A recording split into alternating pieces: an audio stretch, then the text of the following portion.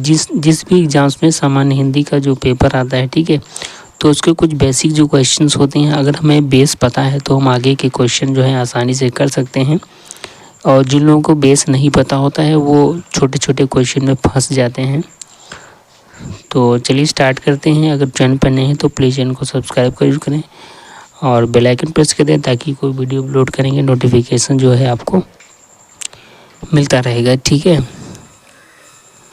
चलिए पहला क्वेश्चन देखते हैं कि हिंदी भाषा, देखिए इसमें पूरा आपका जितना भी हिंदी का व्याकरण होता है उसमें जो है सारा इंक्लूड है इसमें, ठीक है। सारे जो टॉपिक्स इसमें जो हैं, ठीक है। तो आप इसका बेस जो है समझ लीजिए। देखिए वीडियो स्किप करने से पहले जो है आप एक बार जो है थोड़ा वीडियो देख लीजिएगा, उसके बाद आपकी इच्छा करे जो है, ठीक है। चैनल को सब्सक्राइब करना या ना करना आपकी जो है इच्छा पर डिपेंड करता है। देखिए पहला जो क्वेश्चन है, हिंदी भाषा के कितने रूप होते हैं, ठीक है। हिंदी भाषा के कितने रूप होते हैं, ठीक है। तो हिंदी भाषा के ऑप्शन है 1 2 3 4, ठीक है। तो जो हिंदी भाषा है उसके 2 रूप होते हैं, ठीक है।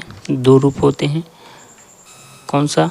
एक तो मौखिक होता है, ठीक है, दूसरा लिखित होता है, ठीक है। एक मौखिक हो गया, एक लिखित हो गया, ठीक है। तो 2 रूप होते हैं इसके।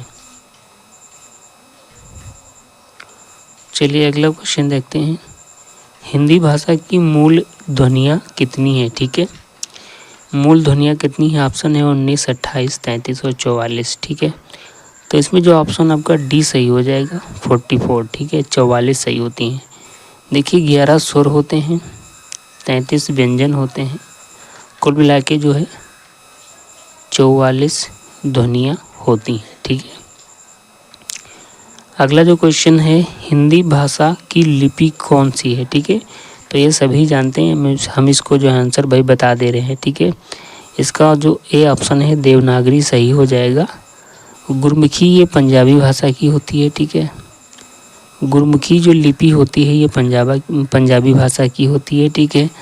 अरबी जो होती है वो उर्दू भाषा की लिपि होती है, ठीक है।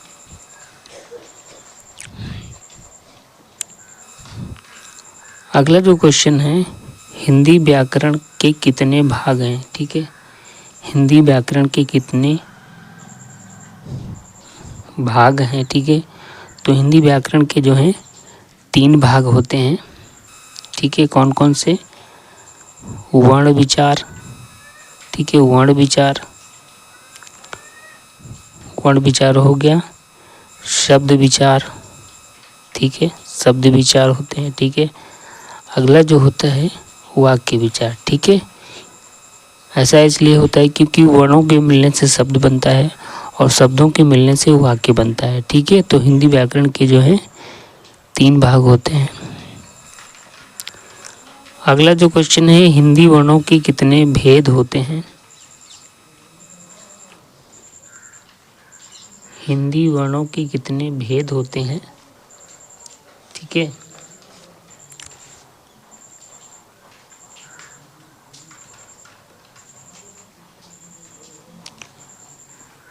तो वर्णों के जो भेद होते हैं, ठीक है, वो 3 होते हैं।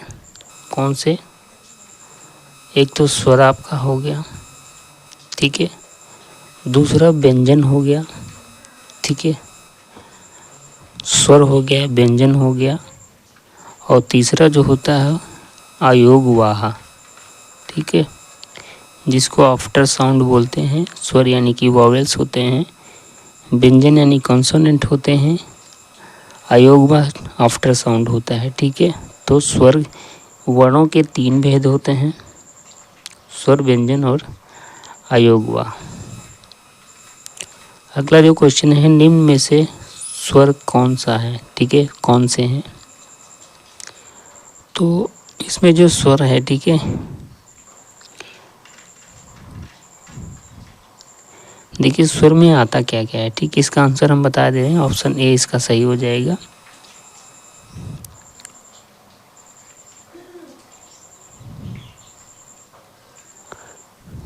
एक मिनट, ये क्वेश्चन गलत हो गया है, ठीक है। तो इसमें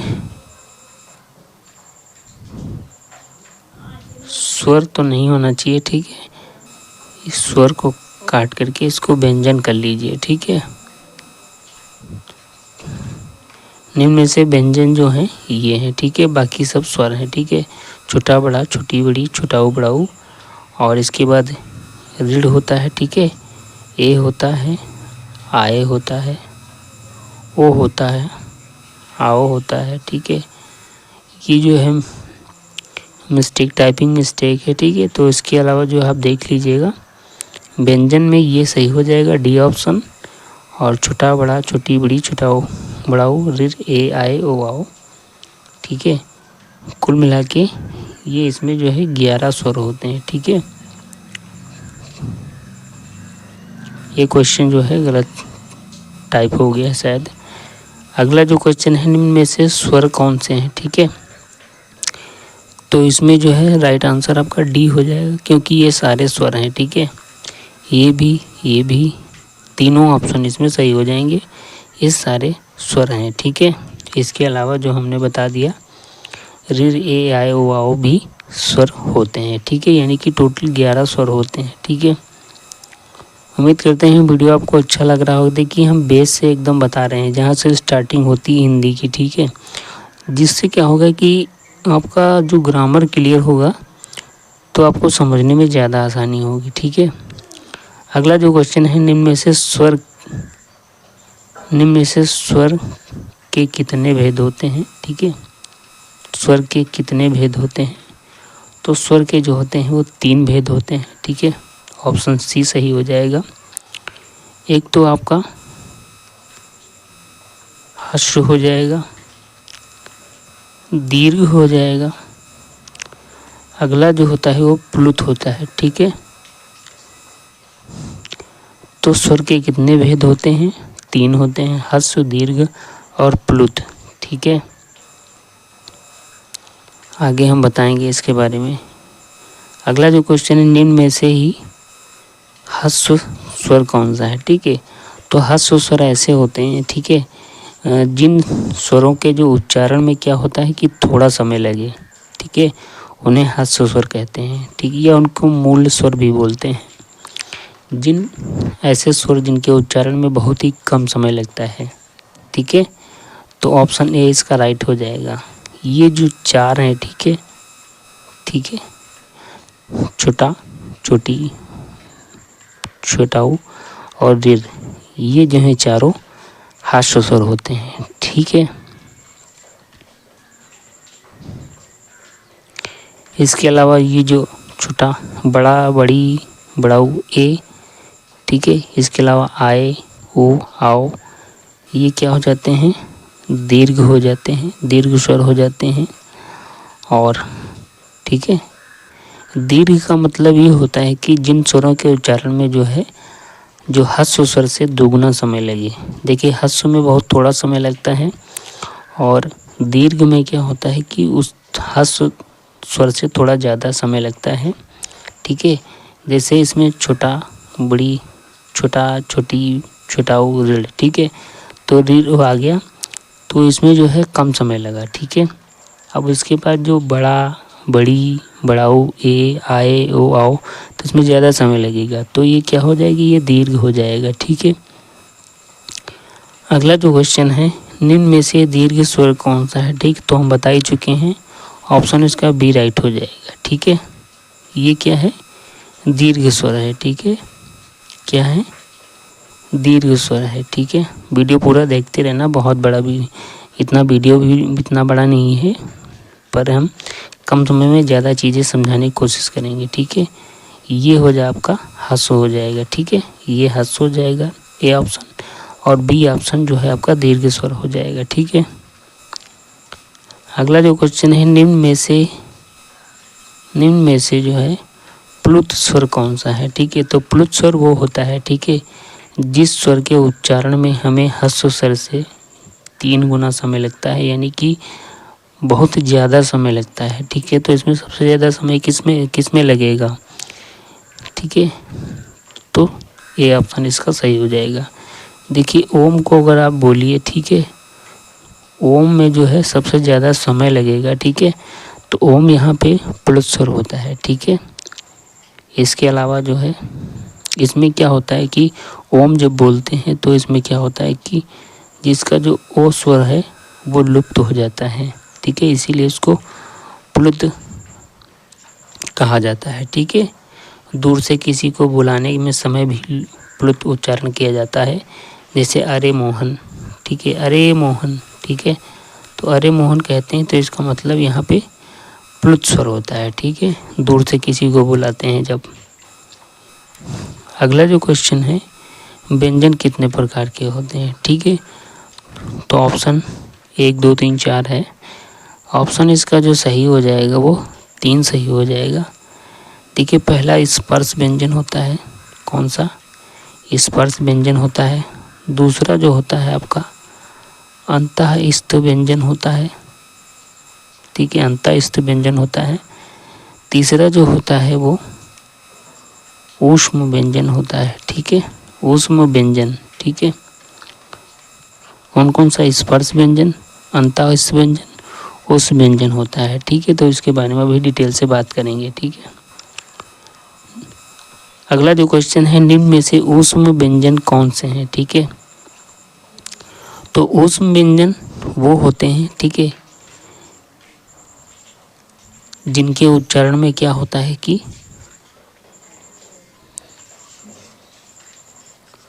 जब हम उच्चारण करते हैं, ठीक है, तो उसमें क्या होता है कि इस जो श्वास होती है, वायु जो होती है, यानी कि श्वास वायु वो मुख के विशेष स्थानों को छूने के कारण गर्म हो जाती है, ठीक है। इन्हीं लिए इसीलिए जो है इनको ऊष्म व्यंजन कहते हैं, ठीक है। तो ऊष्म व्यंजन इसमें जो है बी ऑप्शन सही हो जाएगा, शा सा शा हा, ठीक है। तो इनको अगर आप देखिएगा, बोल करके देखिए, तो इसमें क्या होता है कि कुछ वायु जो होती है कि थोड़ी सी गर्म हो जाती है, ठीक है, और ऊष्म का मतलब ही गर्मी होती है, ठीक है। तो ये इसीलिए इसको ऊष्म व्यंजन बोलते हैं, ठीक है। अगला क्वेश्चन,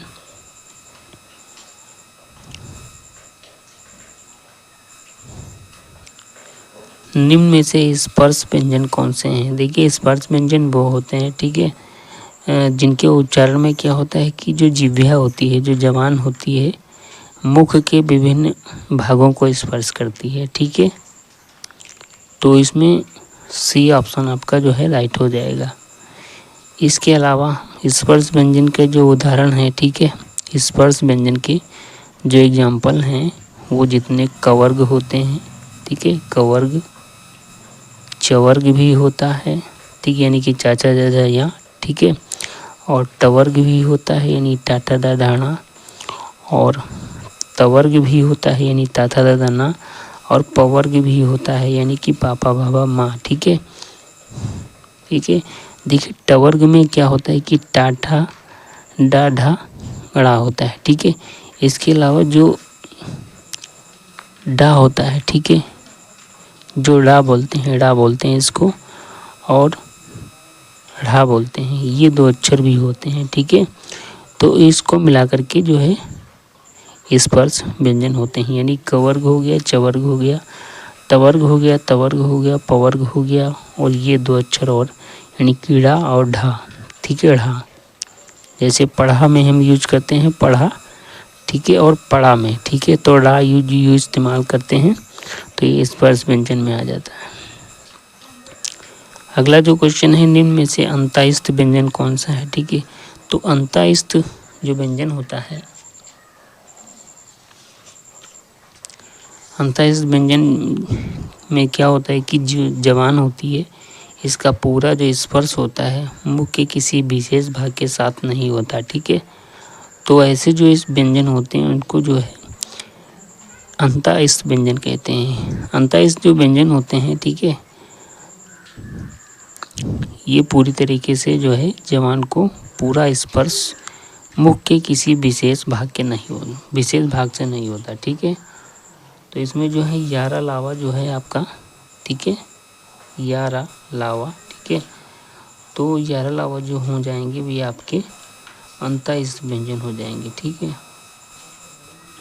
अंतःस्थ व्यंजन के एग्जाम्पल है, ठीक है। उसके अलावा जो ये जो उष्म व्यंजन हो जाएंगे सा सा सा हा, और कवर्ग हो जाएगा, ये आपका हो जाएगा स्पर्श व्यंजन हो जाएगा। और छत्रज्ञा, इसके बारे में भी बात कर लेते हैं अभी, ठीक है। ये देखिए, निम्न में से संयुक्त व्यंजन कौन सा है, ठीक है। संयुक्त व्यंजन का मतलब क्या है? संयुक्त का मतलब जो व्यंजन संयुक्त होकर के बना हुआ है, ठीक है। तो ऑप्शन डी इसका राइट हो जाएगा।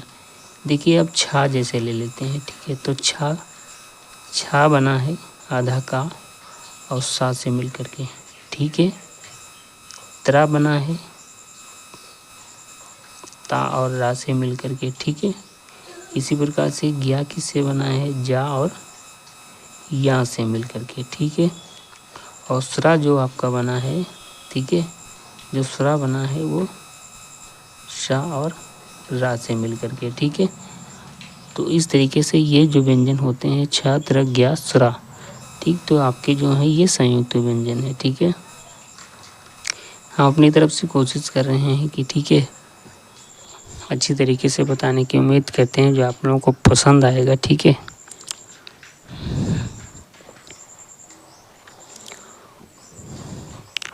चलिए बात करते हैं निम्न में से अनुस्वार का उदाहरण कौन सा है, ठीक है। अनुस्वार का, ठीक है। तो इसमें जो अनुस्वार का जो एग्जाम्पल है, ठीक है, ऑप्शन ए सही हो जाएगा, ठीक है। देखिए अनुस्वार में क्या होता है कि अनुस्वार का उच्चारण करते समय जो है सांस जो होती है वो केवल नाक से निकलती है, ठीक है। जैसे कंस हो गया आपका, गंगा हो गया, ठीक है। इसके अलावा रंग हो गया, ठीक है, हंस हो गया, ठीक है। ये जो सिंगल जो बिंदी है इस पे रखी हुई है, ठीक है, तो इसका मतलब यहाँ पे अनुस्वार होगा, ठीक है। अनुस्वार, अनुनासिक और विसर्ग ये तीनों अयोगवा होते हैं, ठीक है। हमने बताया था कि वर्ण के कितने भेद होते हैं, तो स्वर और व्यंजन हमने पढ़ लिए हैं। अब जो है अयोगवा, अयोगवा कौन होता है? अनुस्वार, अनुनासिक और विसर्ग होता है, ठीक है। अगला देखिए, निम्न में से अनुनासिक का उदाहरण है, ठीक है। तो अनुनासिक क्या होता है कि जैसे जब इसका उच्चारण किया जाता है तो इसके उच्चारण करते समय जो सांस होती है मुंह और नाक दोनों से निकलती है, ठीक है। इसका उच्चारण जो है तो कुछ हल्का और कोमल होता है, ठीक है। और इसको जो है चंद्र बिंदी जो होती है, ठीक है, इससे जो है प्रदर्शित होती है, ठीक। तो इसमें कौन सा राइट आंसर है? चांद हो जाएगा, ठीक है। जैसे हंसना, ठीक है, हंसना हो जाएगा, आँख हो जाएगी, ठीक है। अगर चंद्र बिंदी लगी है इस पर, ठीक है, तो इसका मतलब यहाँ पे अनुनासिक है, यानी कि नाक और मुंह दोनों से सांस निकलेगी, ठीक है। अगला जो क्वेश्चन है, निम्न में से विसर्ग अयोगवा का उदाहरण है, ठीक है। तो विसर्ग आप जानते हैं ये जो दो बिंदी होती हैं, आ के बाद जो ये दो बिंदी लगी होती हैं विसर्ग की, जैसे प्राता में, ठीक है। तो इसका सी ऑप्शन जो है राइट हो जाएगा, ठीक है। तो इस तरीके के जिसमें दो बिंदी प्रातः जैसे होता है, पुनः होता है, ठीक है, अतः होता है, ठीक है, अतः, तो ये इस तरीके से जो है विसर्ग हो जाएगा, ठीक है। तो ये विसर्ग अयोगवा है, ठीक है। अयोगवा 3 प्रकार के होते हैं, अनुसार, अनुनासिक और विसर्ग होते हैं, ठीक है। अगला जो क्वेश्चन है, वाक्य के प्रयोग के आधार पर शब्द कितने प्रकार के होते हैं? तो वाक्य के प्रयोग के आधार पर जो शब्द होते हैं वो 2 प्रकार के होते हैं, ठीक है। एक तो सार्थक होता है जिसका कोई अर्थ होता है, ठीक है, और दूसरा जो होते हैं निरर्थक होता है जिसका कोई अर्थ नहीं होता, ठीक है, प्रयोग के आधार पर। सार्थक यानी आर्टिकुलेट होता है, निरर्थक यानी इनआर्टिकुलेट होता है, ठीक है।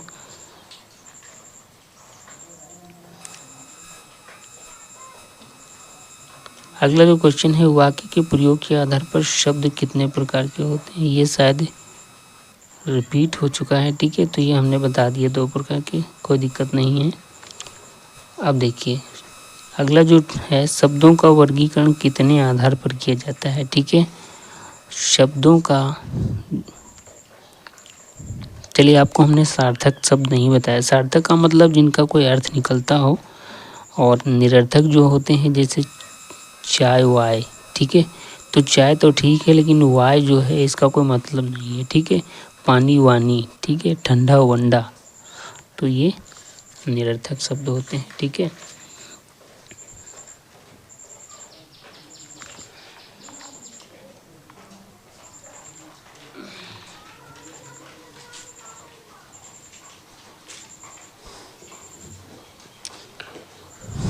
हाँ, तो हम बात कर रहे थे कि शब्दों का वर्गीकरण कितने आधार पर किया जाता है, ठीक है। तो शब्दों का वर्गीकरण जो है 4 आधारों पर किया जाता है। ये कौन कौन से आधार हैं? देखिए, एक तो उत्पत्ति के आधार पर किया जाता है, ठीक है। उत्पत्ति के आधार पर शब्दों का वर्गीकरण किया जाता है। एक तो रचना के आधार पर, ठीक है। दूसरा जो है उपयोग के आधार पर, ठीक है, उपयोग के आधार पर। चौथा जो है होता है वो अर्थ के आधार पर, ठीक है। तो ये 4 प्रकार हैं जिनके आधार पर शब्दों का वर्गीकरण किया गया है, यानी क्लासिफिकेशन किया गया है। उत्पत्ति, रचना, उपयोग और अर्थ, ठीक है। 1 मिनट थोड़ा आपको हम रोकेंगे, ठीक है।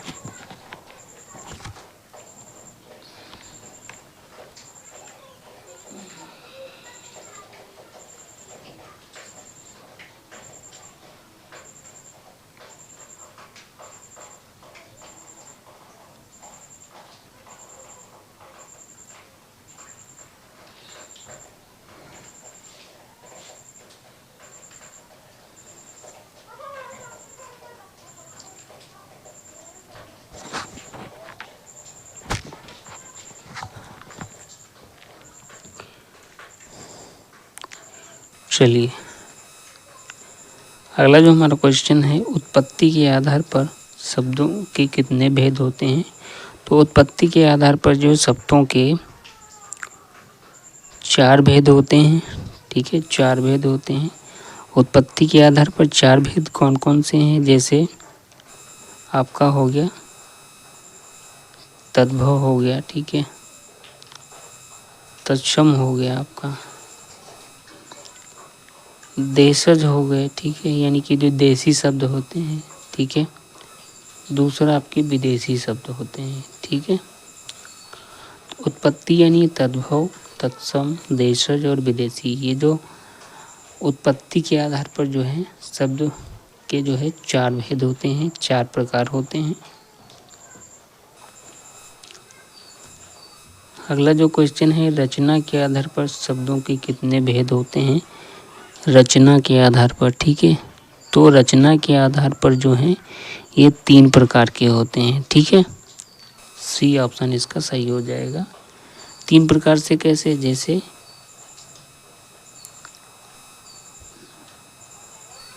एक तो योग रूढ़ शब्द हो गया, ठीक, योग रूढ़ हो गया आपका, और रूढ़ शब्द होते हैं, ठीक है, रूढ़ शब्द होता है। दूसरा जो होता है यौगिक शब्द होता है, ठीक है, सॉरी यौगिक लिख देते हैं, ठीक है, आपका यौगिक हो जाएगा।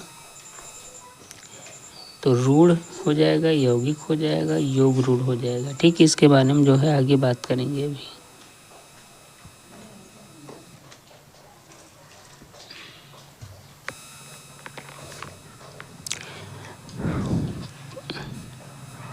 देखिए, प्रयोग के आधार पर शब्दों के कितने भेद होते हैं, ठीक है। तो प्रयोग के आधार पर हमने आपको बता दिया, उत्पत्ति के आधार पर 4 प्रकार के तद्भव, तत्सम और देशज और विदेशी शब्द हो जाएंगे। और रचना के आधार पर रूढ़ शब्द, यौगिक शब्द और जो है आपकी योग रूढ़ शब्द हो जाएंगे, ठीक है, 3 प्रकार के। प्रयोग के आधार पर जो है, प्रयोग के आधार पर जो है, प्रयोग के आधार पर ये जो है 8 प्रकार के होते हैं, ठीक है। जैसे इसमें 8 प्रकार के इसमें जो होता है संज्ञा, सर्वनाम, विशेषण, क्रिया, क्रिया विशेषण, संबंध बोधक और समुच्चय बोधक, ठीक है। यानी कि noun, pronoun, adjective, verb, adverb, preposition, conjunction और इंटरजेक्शन, ठीक है। इसके अलावा एक चीज़ और इसमें जोड़ी गई है, विकारी और अभिकारी, लेकिन इसको जो है इसमें जो है नहीं जोड़ा जाता, ठीक है, विकारी और अभिकारी, ठीक है। यानी जो डिक्लाइनेबल वर्ड होते हैं, इनडिक्लाइनेबल वर्ड होते हैं, इनको इसमें नहीं जोड़ा जाता। तो 8 प्रकार के होते हैं, ठीक है।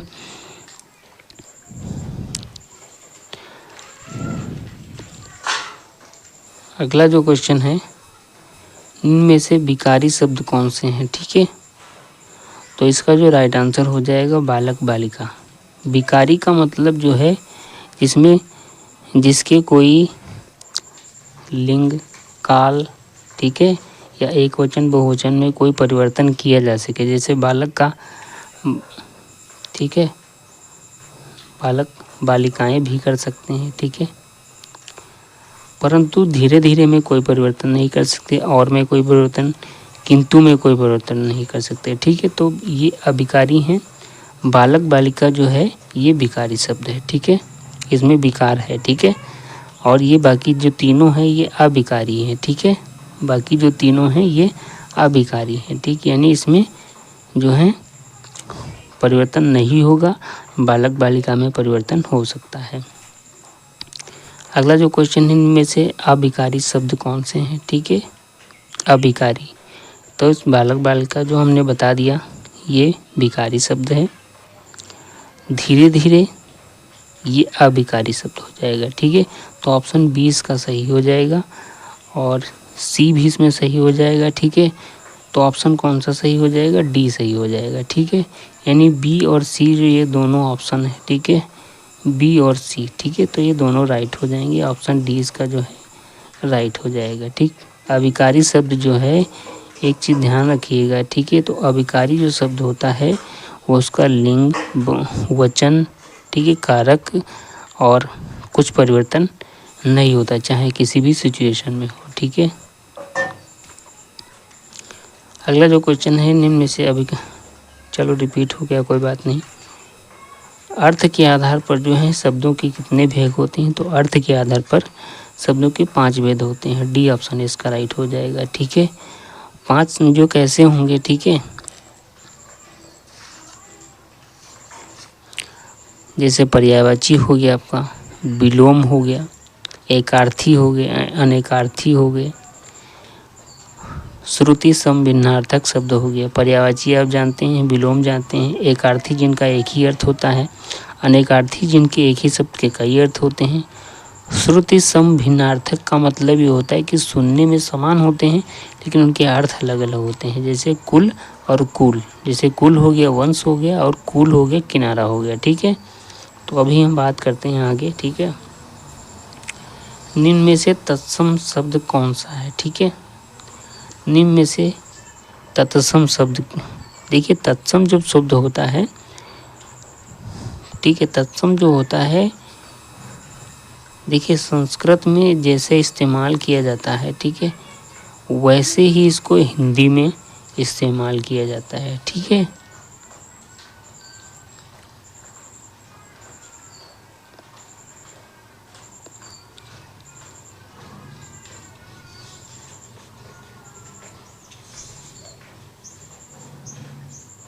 देखिए तत्सम का मतलब क्या हो गया कि समान, ठीक है।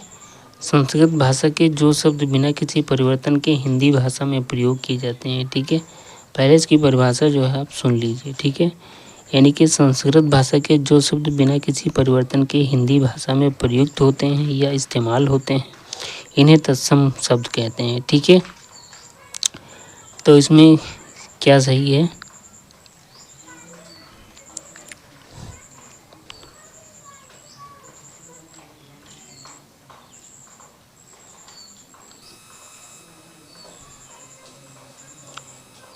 ऑप्शन ए इसका सही हो जाएगा, ठीक है। लक्ष्य जो है इसमें तत्सम रूप है, ठीक है।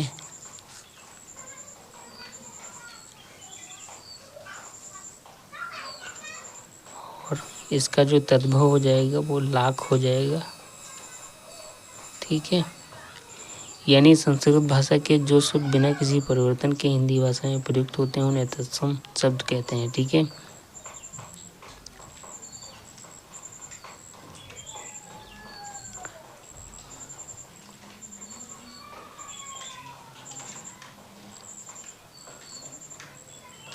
तद्भव शब्द जो होते हैं, ठीक है, तद्भव में क्या होता है कि संस्कृत भाषा के जो शब्द हिंदी भाषा में कुछ बदले हुए रूप में प्रयुक्त होते हैं उन्हें तद्भव शब्द कहते हैं, ठीक है। जैसे हाथ को हस्त लिख देते हैं, पाँव को पाद लिख देते हैं, रात को रात्रि लिख देते हैं, मुंह को मुख लिख देते हैं, दांत को दंत लिख देते हैं, ठीक है।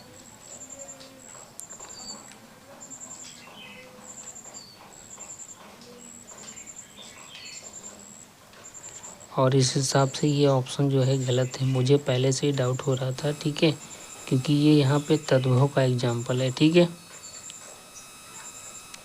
ये तद्भव का एग्जाम्पल, ये मिसप्रिंट हो गया, ठीक है, मेरे को डाउट हो रहा था। चलिए कोई दिक्कत नहीं है, ये क्वेश्चन हम हटा देते हैं, ठीक है। आगे आप देखिए, तो तत्सम जो होते हैं, ये देखिए तद्भव आ गया, ठीक है। तद्भव शब्द कौन सा है, ठीक है, तो तद्भव जो शब्द इसमें है, देखिए 5 को तो पंच लिख देते हैं, ठीक है। जो सर्व को क्या सब लिख देते हैं, ठीक है। और घट जो घट हो जाएगा, ठीक है।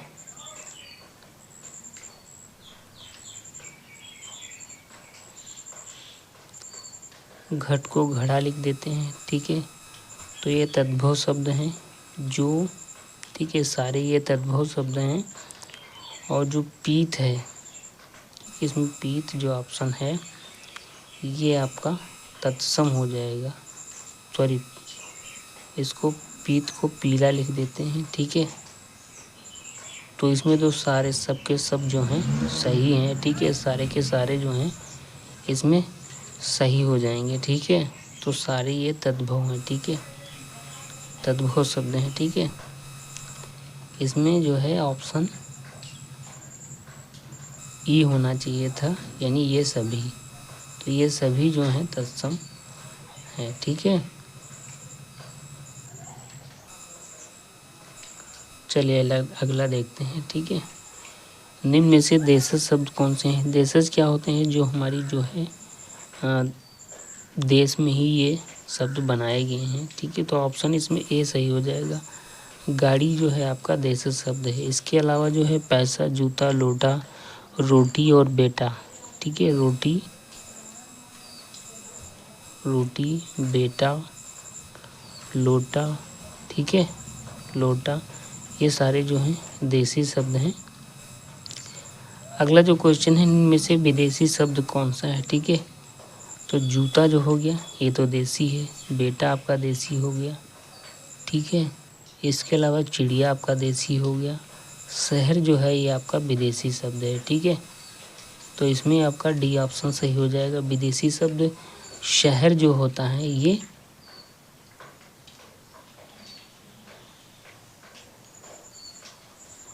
फारसी शब्द है, ठीक है।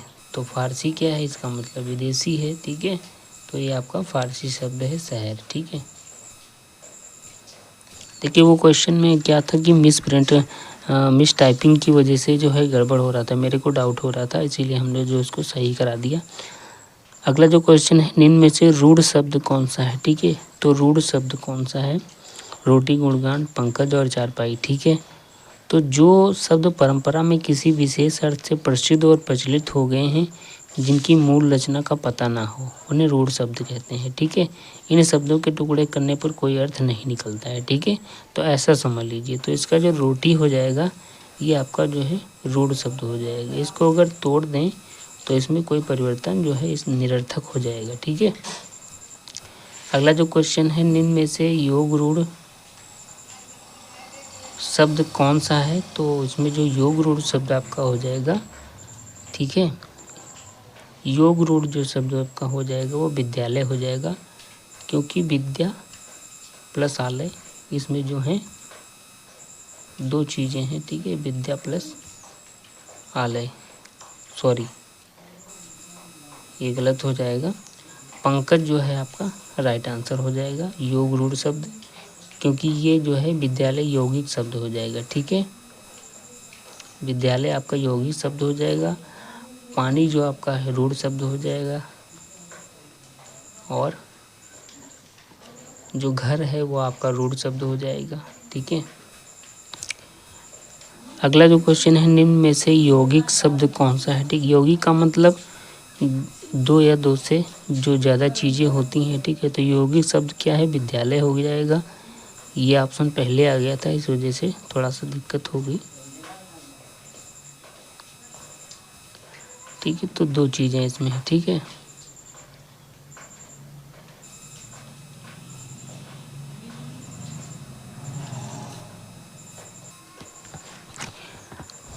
चलिए अगला क्वेश्चन पे बात करते हैं। निम्न में से सलील किसका पर्यायवाची है। ठीक है, तो इसका राइट आंसर पानी हो जाएगा। सलील जो है पानी का पर्यायवाची है, और इसके अलावा जो पानी का पर्यायवाची है वो नीर भी होता है, जल भी होता है, वार भी होता है। ये जल के पर्यायवाची होते हैं। ठीक है, अगला जो क्वेश्चन है, इनमें से एकार्थी शब्द कौन सा है। तो एकार्थी जो शब्द आपका हो जाएगा, ठीक है, ऑप्शन है कर है, कुल है, जड़ है, लोहा है। तो लोहा आपका एकार्थी शब्द हो जाएगा। ठीक है, अगला जो क्वेश्चन है, निम्न में से अनेकार्थी शब्द कौन सा है। तो अनेकार्थी जो शब्द आपका हो जाएगा वो अंक हो जाएगा। ठीक है, क्योंकि अंक का मतलब होता है संख्या। एक तो संख्या हो जाएगा, दूसरा होता है गोद। ठीक है, तो जिन शब्दों के कई अर्थ निकलते हैं वो अनेकार्थी हो जाता है। ठीक है, अगला जो क्वेश्चन है, निम्न में से श्रुति सम भिन्नार्थक शब्द कौन सा है। ठीक है, तो इसमें आपका जो है कुल हो जाएगा, जिसका मतलब जो है कुल और कुल, सी जो डी होता है, कुल आपका हो जाएगा किनारा हो जाएगा। ठीक है, और कुल आपका जो है वंश हो जाएगा। कुल का मतलब वंश होता है, इसलिए जो है ई ऑप्शन सही हो जाएगा। सी और डी दोनों जो शब्द हैं वो श्रुति सम भिन्नार्थक शब्द हैं। ऐसे जो शब्द यानी कि सुनने में उसको जो है समान लगे लेकिन उनका अर्थ अलग अलग होता है, तो श्रुति सम भिन्नार्थक शब्द होते हैं। ठीक है,